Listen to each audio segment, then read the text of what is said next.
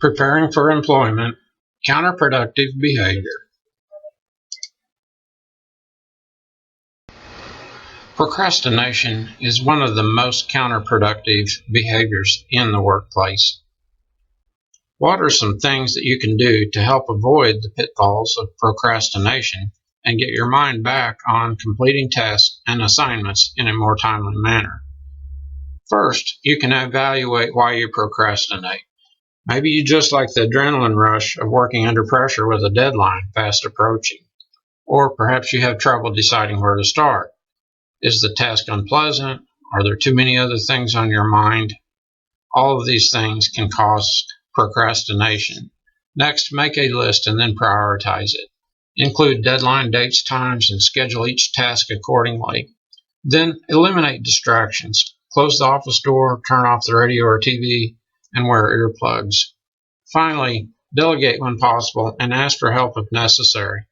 Ask a close friend to help keep you on track and hold you accountable. Share your list with them and check in. If you've been told that your work performance has been poor, it's critical to identify what the causes are. Have you received all the necessary tools, resources, and training to perform the job you're being asked to do? Are you given enough instruction, direction, and feedback from your supervisors to understand and complete assignments? Is there something or someone within the work environment preventing you from properly performing your job? Any of these issues could be discussed with a supervisor.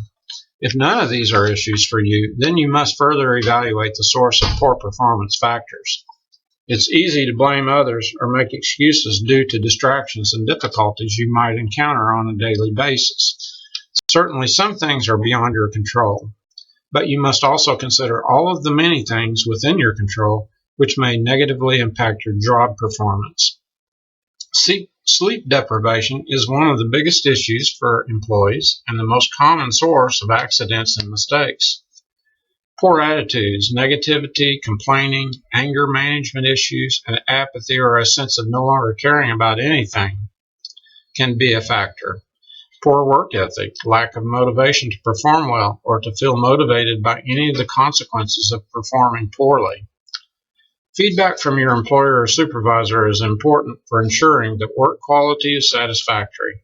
Most people appreciate any form of feedback that gives them an indication of their personal progress and ability to do their work correctly.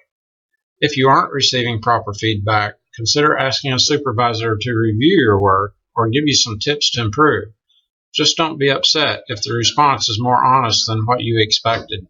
Be prepared to demonstrate that you are willing to make adjustments based on their suggestions and instruction. Failing to respond to training and instruction is another form of counterproductive behavior in the workplace. Attending training sessions does not guarantee that learning has occurred. You must also demonstrate proficiency and then put the training into action. Remember that counterproductive behavior is intentional. You choose not to follow the training and instruction you receive. It isn't the same as being incapable of performing a task, even though you are willing to try very hard. It becomes counterproductive when you simply choose to work against the goal rather than toward it.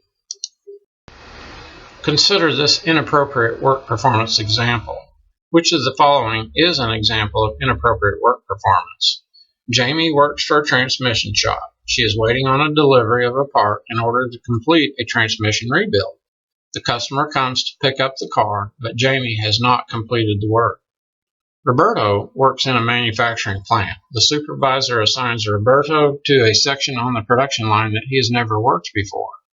Roberto quickly falls behind, and the line must be halted several times during the shift as a result. Monica does quality assurance inspections on random samples of a product. She is supposed to test one in every 100 units, but only tests one in every 200 units. Jessica has recently been hired as a seasonal worker for a tax filing firm. She is unfamiliar with the firm's accounting software and almost makes a critical error, but she requests assistance to make the necessary corrections and figure out how to complete the filings. If you would answer the third one, Monica does quality assurance inspections on random samples of a product and is supposed to test every 100 units. but only test 1 in every 200 units, you would be correct. That is a conscious decision on her part not to do what she's been asked to do. Consider whether any of the following toxic personalities apply to you. The first is the instigator. They're the pot stirrer, so named for always stirring the pot. This person constantly spreads discontent among their coworkers. They gossip, spread rumors, exaggerate claims of mistreatment by others, or pit people against one another. They may also share confidences, speculate about private relationships among coworkers, or try to predict company promotions, encourage others to file grievances, and speak badly about the company and its management. They also like to recruit others. Feeling that there is safety and power in numbers, they want validation from other like-minded employees. They may try to befriend you for this purpose, but they are not very good friends. Their mentality is that the boss is always out to get them. The drama queen or king is always in the middle of a crisis. Everything is a crisis. They want sympathy from coworkers and always have the worst luck. They are professional victims of circumstance. Every crisis is the worst thing that ever happened to them in their life, whether it is a spilled box of paper clips or a serious mistake on an account. They may be very likable, making them harder to resist when they need assistance, which is often. Lack of planning is a primary source of their problems. Some examples: constantly borrowing money for drinks or snacks, asking for a ride to work due to car troubles, begging for assistance with childcare, borrowing work equipment or office supplies because they forgot, lost, or left theirs elsewhere, and asking for help with work projects they should have been handling by themselves. Next up is the know-it-all, or the one-upper. These two personality types are closely related. One has seen it all, while the other has done it all, only better. The know-it-all considers every conversation an opportunity to explain things to everyone else, while the one-upper is always eager to share their own version of events by making them better and more exciting than anyone else's. Neither places any value on the experiences or input of others. The next toxic personality is the distractor, or the chatterbox. These two personality types operate differently, but the results are the same. The distractor likes to avoid work, which may at times require a co-conspirator. They will loiter or try to engage you in activities that distract you from your work. The chatterbox will distract you from your work as well, which makes you both appear idle, even if you're doing your best to continue to work. So, how do we deal with toxic people? Try one of these phrases, which should be followed up by walking away. I don't feel comfortable talking about this. We probably shouldn't try to guess about the details right now. I'd rather wait until I have more information before discussing this. I'm sorry, you're having a difficult time right now. I wish I could help, but I can't.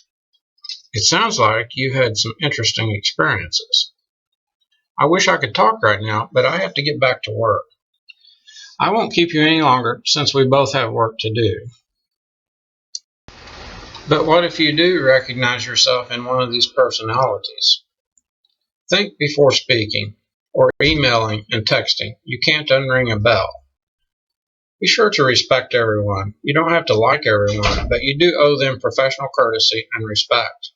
Listen without interruption. Consider what others are saying before responding. Don't gossip or spread rumors. If others confide in you, maintain their confidence. Strive to manage your time better and respect other people's time as well. And avoid negative attitudes. Don't whine, complain, or gripe constantly. Sexual harassment is a form of bullying. It is a serious offense. The consequences can be quite severe. Most human resource departments provide training on this subject.